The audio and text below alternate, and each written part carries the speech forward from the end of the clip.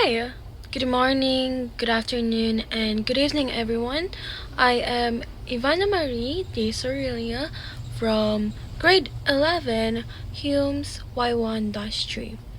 For today's lesson, I will tackle about exact and ordinary interest using actual and approximate time. So I do hope you learned something from this video. Before you can even get the interest, you should first find the actual and approximate time, as you won't be even able to solve for the interest without the date. But what is the difference between actual and approximate time? Actual time is where the days and months are exactly alike in the calendar, meaning it only has 365 days a year, while approximate time has 30 days each month, meaning it's 366 days a year. What is leap year? Leap year are where an extra or intercalary day is added to the end of February, which is the shortest month. Leap years have 366 days occur almost every 4 years. To know if the year is a leap year, you can actually divide the year by 4, and then if the answer is whole, then it is a leap year. If the answer is with a decimal, then it is not a leap year. Now let's move on to what is exact and ordinary interest. Exact interest is a process of calculating the interest on a debt based on a 365 day a year, while ordinary interest is a process of calculating the interest on a debt based on a 360 day a year.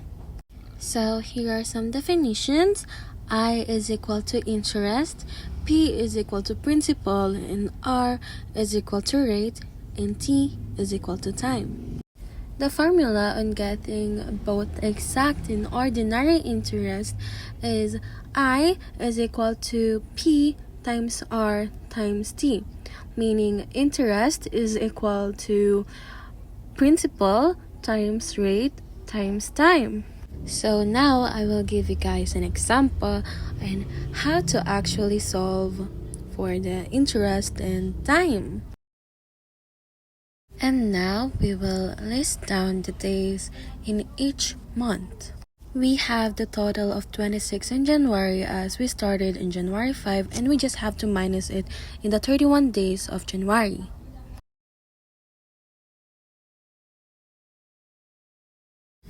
And we also have 29 days in February, as 2024 is a leap year.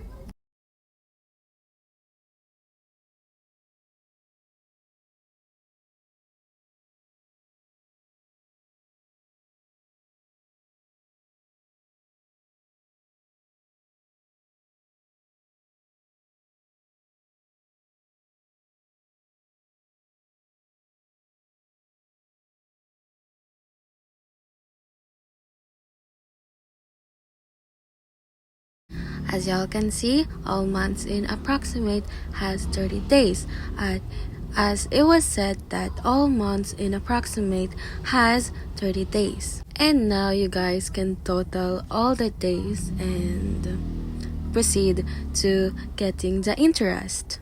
And now the first thing we will find is the ordinary interest using actual time. Principal, rate, and time was already given. Also, if you don't know, you can get the rate by dividing the given percentage to 100. So now you can just copy on how I do it and just follow my lead.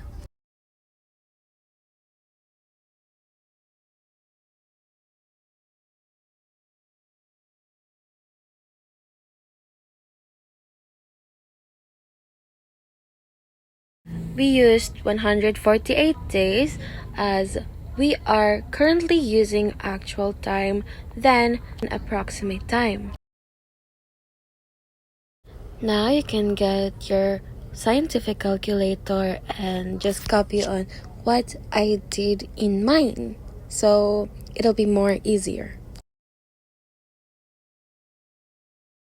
And once you got the total, you got your ordinary interest.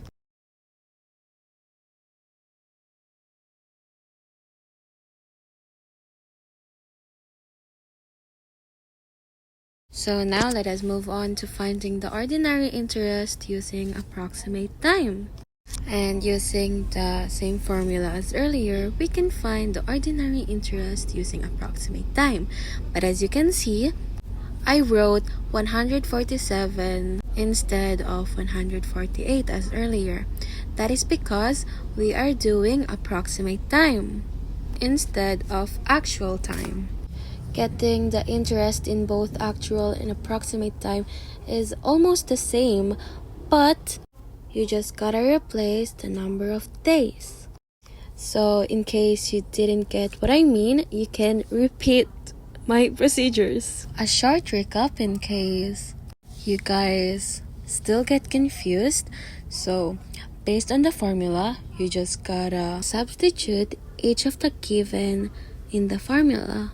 Like how PRT became 39,500 times 0.05 times 148 divided by 360. If you are wondering why 148, that is because we are using actual time in letter B, while in letter C, we are using approximate time, which is equal to 147 days.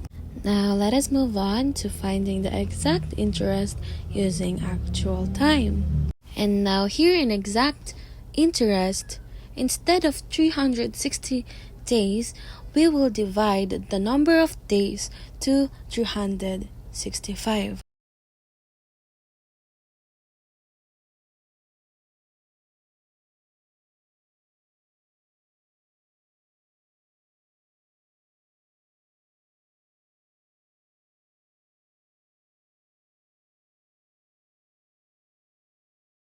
You can now get your scientific calculator to calculate the total. Yay!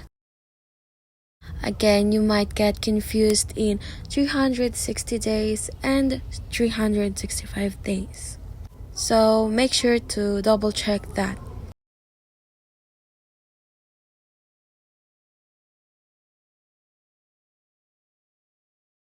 For the last example, find the exact interest using approximate time.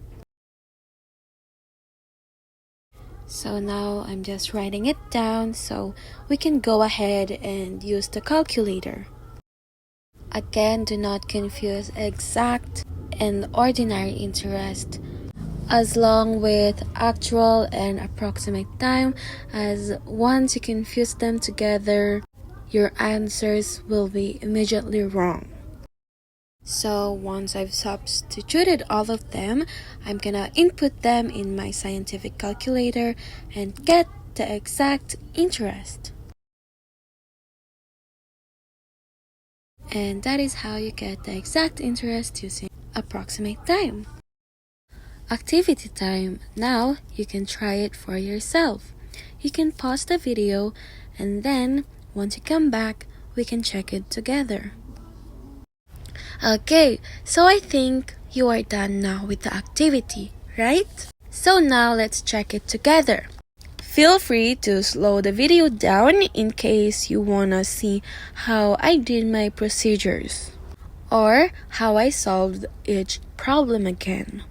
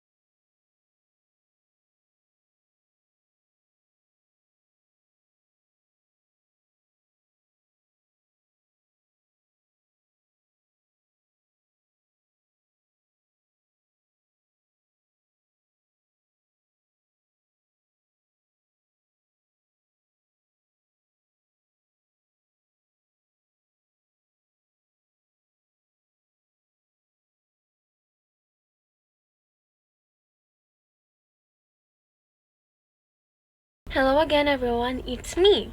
In case you forgot my name, I am Ivana Marie De Sorelia from grade 11, Humes Y1-3. But before our video ends, I would like to end it with a quote. We cannot solve our problems with the same thinking we used when we created them, by Albert Einstein. And that's it for today.